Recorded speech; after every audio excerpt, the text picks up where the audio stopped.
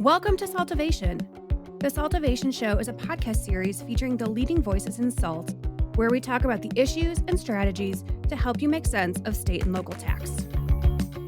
Welcome, Judy, to another episode of SALTovation. We're going to cover a couple of different topics today.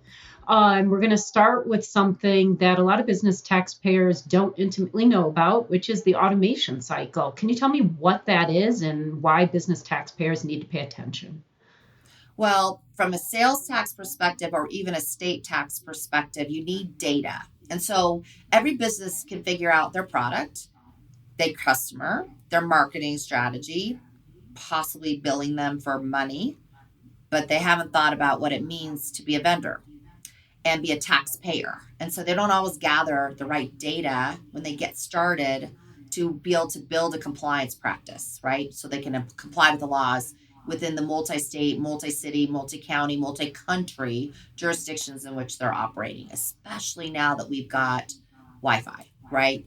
You're listening to me right now on a Zoom video squadcast thing, right? Who did that before? I could just record this and get this out to the public like right away with a little bit of editing. So because of technological changes in the world of business, we really don't have the boundaries of a storefront anymore. So we have a virtual storefront online.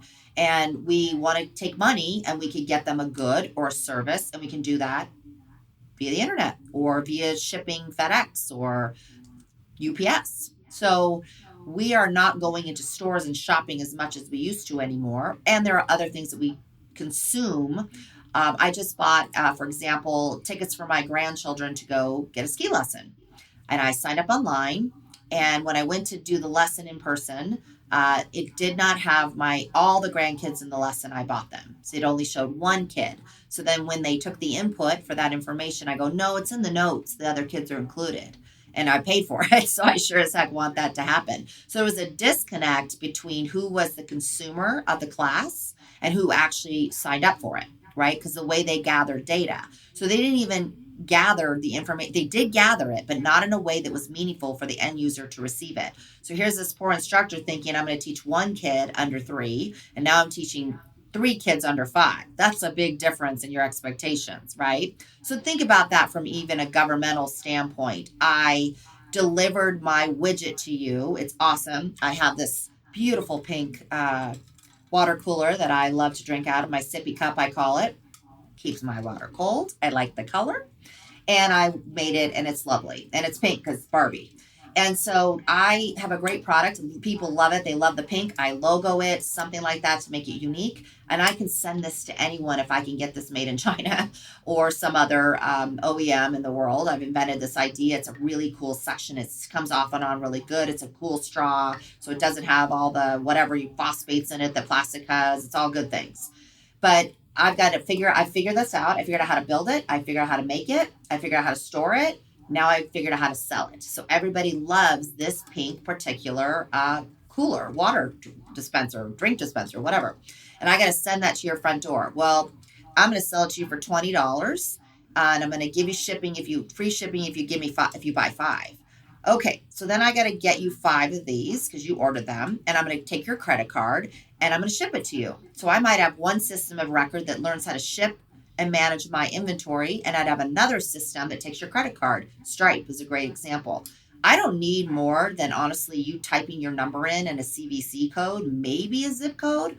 I don't need your actual address in my invoicing system. I could do that through my shipping system. If you don't marry those two together, you can't charge tax properly because the credit card provider isn't gathering that data to tax it. You took a different system to ship it.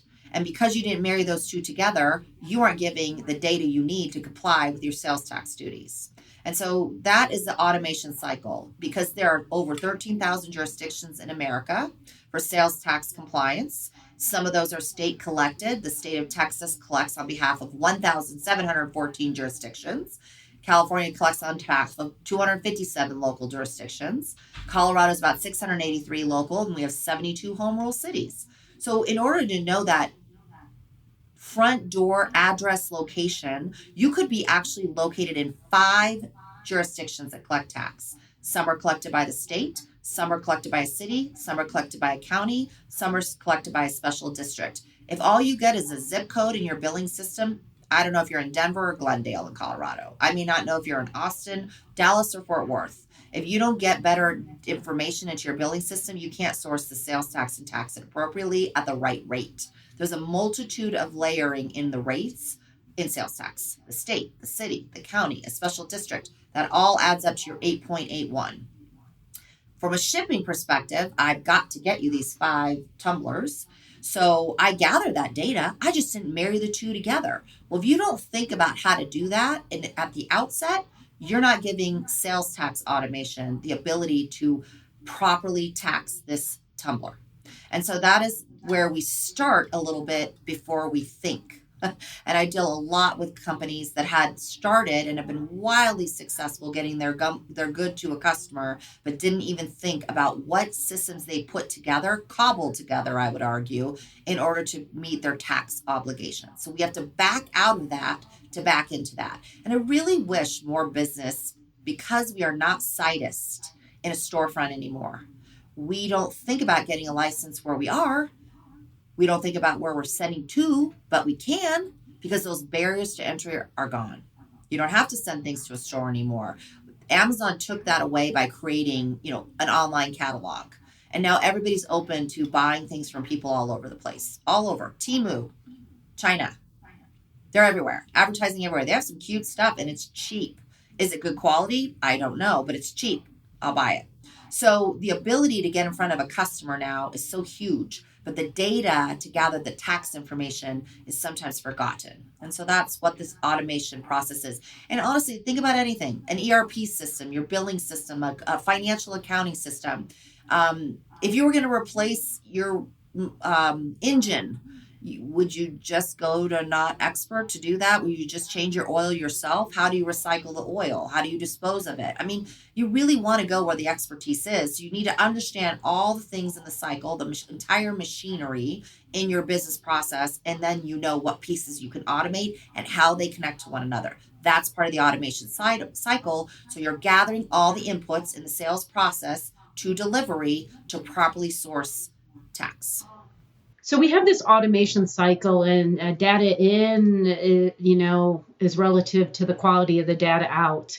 But there are other places where software fails, where it doesn't complete the job, where it's not one and done, it's incomplete. Can you talk to me about those areas?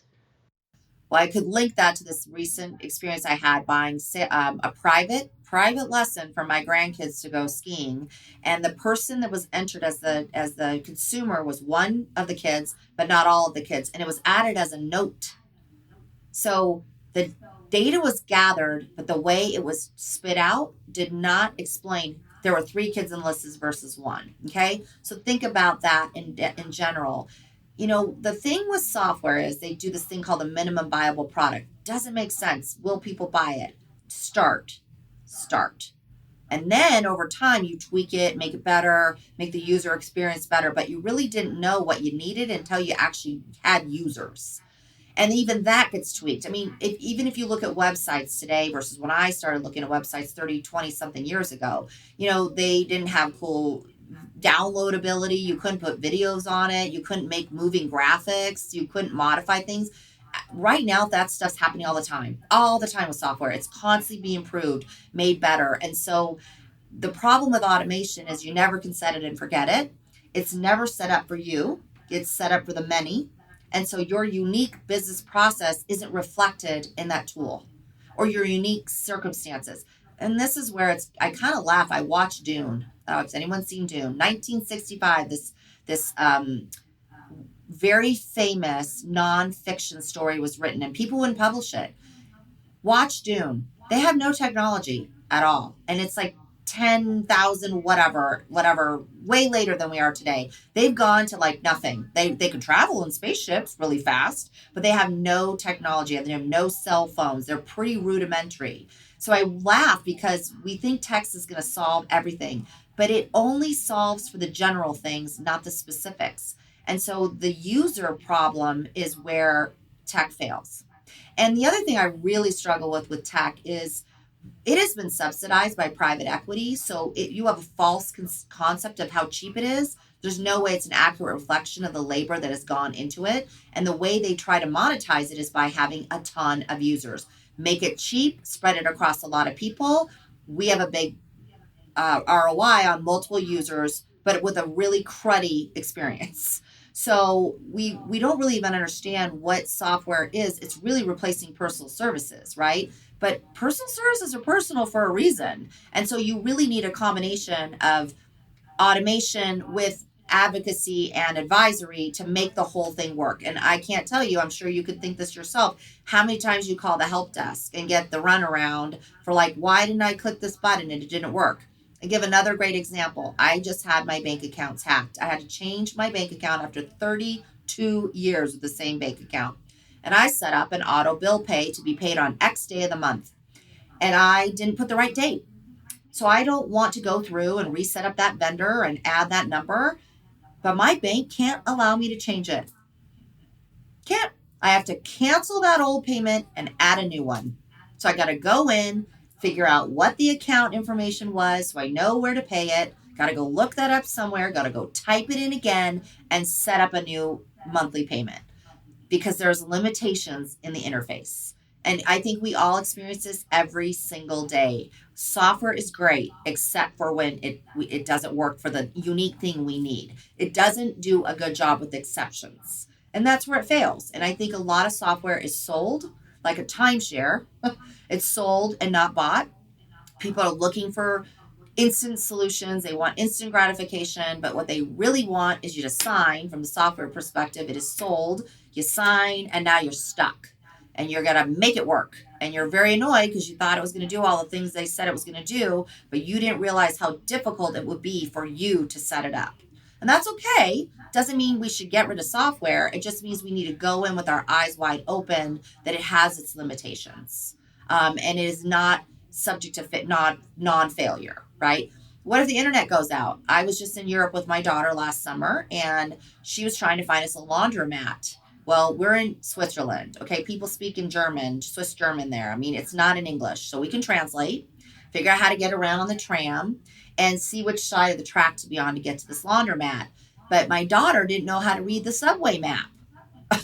She didn't understand like each of the stops along the way. And we had a wonderful old technology, new technology lesson, mom, daughter, where I thought, you've got to understand the map so you understand what the technology is telling you to do. And if you can't read a map, and that phone fails you at this moment because the Wi-Fi isn't working or the cell coverage, you should understand how to do tools despite having technology and enhance your experience. So we've got to make sure we marry those two together so we're successful, I think, as advisors who automate. And so we have two different narratives coming from tech and people. And, everybody's AI. Nope, it's never going to replace personal services, but it will enhance them. And that's good. But there are limitations to it. Right. You mentioned exceptions. Can we just stop on that for a minute? Sort of some of the exceptions that you see in working with businesses that, cause a short in the automation. Yeah, well, from a sales tax perspective, a lot of people don't understand what nexus means. They don't understand all the local jurisdictions. They don't even understand what their legal footprint is in a state outside the state in which they're located, i.e. an employee, a warehouse, an office, inventory, something like that, where it's more of a physical presence. They're just selling to that jurisdiction. They don't understand how to set themselves up as a vendor, out of state, in state. And, sales tax has been around 100 years. People rode up in their horse and buggy, on their horseback, saddled up, bought their things, came home. The tax occurred at the store. Now tax occurs at my front door. That's a very different story for the vendor who delivers to my front door versus the vendor I walk out the shop with, okay? So we have had to morph our world of automation to understand that process. And so the failings of that are the jurisdictional indicators for locating the sale, understanding how the sale got to the consumer. Was it drop shipped from a vendor? Was it sold directly from my warehouse? Was it sold from Amazon? Was it a digital good? Was it software? Not delivered really anyway, right? Accessed. Very different tax answer for that. In the law as of sales tax, tangible personal property is taxable. Everywhere that has a sales tax, services are not. So what if something's a service and a product? What if it's digital? That determination to understand that flow of goods is widely misunderstood by the taxing vendor system. It is not well explained by the software companies, and it becomes a huge trap for the unwary. Give you an example. I have a client that did all their mapping, set up sales tax software, Avalara, yay. We did everything, but then they had a change in employees. They set up some new codes to invoice customers. They turned off the tax by intention. They didn't even think to map it. They thought it's not taxable. Pennsylvania came in and said you owe $500,000 because you didn't collect tax on these items, and we can think they are taxable. So that is where software fails you. If you don't understand, typically you map to an exception. You don't map to a tax. So you have to turn on Nexus. You don't turn it on right. First problem. Jurisdictionally choose the wrong jurisdiction. Set up your license incorrectly. Third problem. Map your products incorrectly. Don't understand what it means to taxability map. And then you think the vendor says T, NT. You can't even validate it because the vendors aren't going to tell you their secret sauce. They're not going to give you their location software. They're not going to give you their tax answers. They're just going to tell you what they think that answer is. You have no idea if it's right or not. So you think, oh, I picked that. That company's taking care of it. No, they're not taking care of it. They're taking care of what you picked. And you picked wrong. And that responsibility falls on you. And so that's where software, especially sales tax software, fails to really educate the user experience. And then we have IT people leading IT people. Hey, it's IT, it's tech, let's do it together. But there's no expertise in the tax window or the finance window or the shipping and distribution window or the marketing and sales window. So we have a lot of people mixing in the sales pie to get a customer served, and all that information is not getting disseminated correctly to allow for tax technology to be successful. So that's where it fails. And it's big money for the vendor. We're seeing more of this happen now. We're so far out from Wayfair. Companies jumped in with software vendors, or they adopted platforms, thought, I've got this on board, I'm done. But now we're really starting to see the issues come up where those fail points have happened. And so at a certain point, as reluctant as we are, there comes a point where it's time to rip and replace. The software is just not a good fit. Talk to me about that. When does that unfortunate situation happen? And I think that's common. I give the example of QuickBooks. A lot of companies start out, they use QuickBooks. It works really well until you get to a certain point or a certain width or depth or whatever. And you're like, I'm going to go to NetSuite. I'm going to go to Intact, Sage. I'm going to go to Oracle. I'm going to go to SAP. I'm going to make a different choice about my financial accounting software. I'm not going to use Excel, and so sales tax is the same way. There's lots of there's probably 10, 15 products out there in the marketplace. They all have different mentalities of how they connect with which products, which interfaces. And then you also might have a situation where you started with one thing and then you grew to something different and you needed to rethink that information that you're gathering from your sales tax automation system. And you might pivot away from that. And I will say some of the products are sold based on transactions. Why would you want to pay a penny every time you ran a sales tax calc just to commit a transaction or to run a bid? That can add up if you don't buy it correctly. That could cost you hundreds of thousands of dollars. So do people want to pay that much for sales tax software? So the transaction-based pricing can be good and it can be bad depending on your facts. The system limitations of connecting to this interface and not collecting to that. You've got a couple different ways you invoice customers, B2B, B2C. Different interfaces, they have different needs. You need to marry that data together and have one tax filing. Sometimes you might want one in one and one in the other, and you add them together and you have someone do your tax returns. Because sales tax returns are not automated. You can automate the data, but the filing is manual. It is in a state system. It's never going to be automated because the states are the ones that collect the data, and they each have a different system of record. They're not the same, and they don't have the same tax structure. They don't tax the same thing. They don't have the same rates. So it is not an apples to apples comparison in America. So you may decide it's time that this product is just not got all the things I need, and I need to do more things and gather more data. I need to add another platform here. Or I might say this is a new business unit and I'm going to use this here because this is the best need for that business. And I'm going to use this here. And so I'm going to have two systems. That's could work too. So it isn't always set it and forget it, first of all. And you may decide it's just worth it to rip and replace. I'm putting myself at too much legal risk to actually be taxed, having my filings be incorrect and maybe materially understated. So that's when or it's becoming cost prohibitive. Like, right? I mean, why would you pay more for sales tax software than you do for your general ledger system? I don't know. Maybe you would. But a lot of people might not think that's valuable. It just depends on your facts. Right.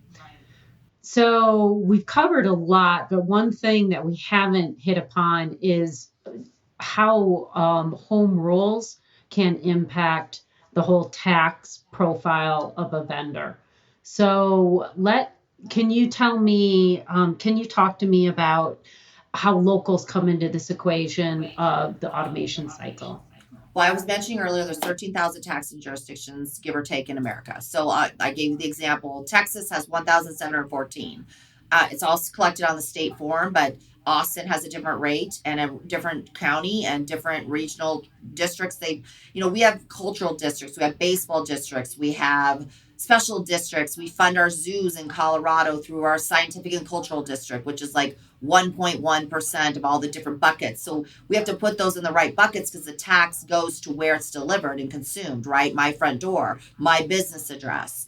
And so the issue with home rules, and we have several home rule states where there's separate filings for the cities than there is from the state. So you don't even have one system of record. Alabama, Louisiana, and Colorado are those. Arizona was the same, but now they collect on behalf of all the home rule cities, but they license separately. So you still have to pay your license fee in Arizona, even though you don't have to remit separately to Tempe and Phoenix, okay? But Colorado, we're still working on that. We have a set system.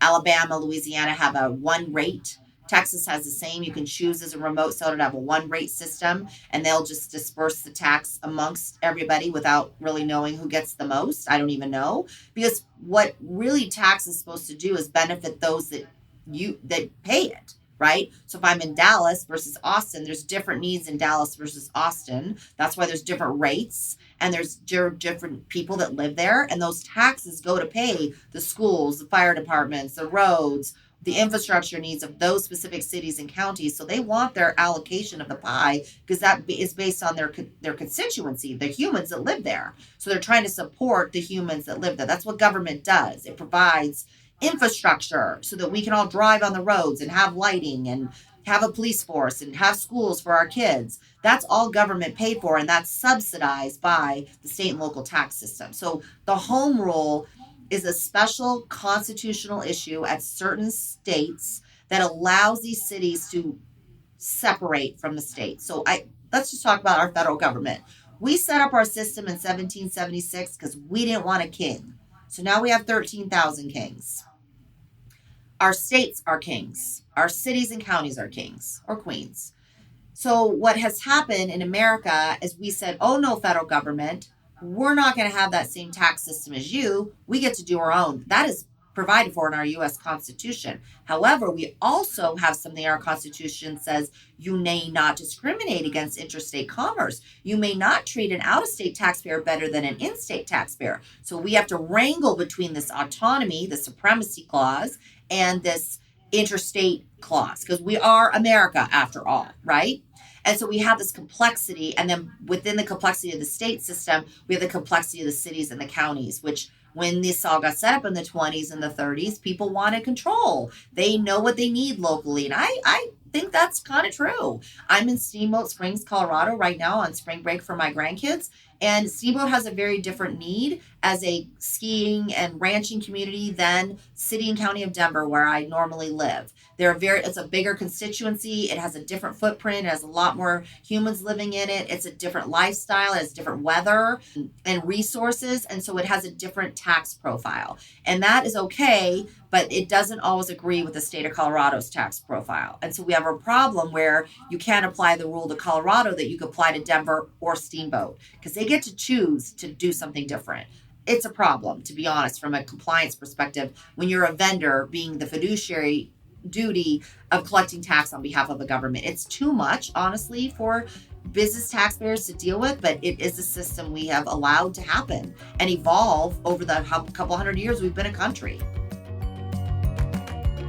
This podcast is for educational purposes only and is not intended, nor should it be relied upon as legal, tax, accounting, or investment advice. You should consult with a competent professional to discuss specifics of your situation and the applicability of the information presented.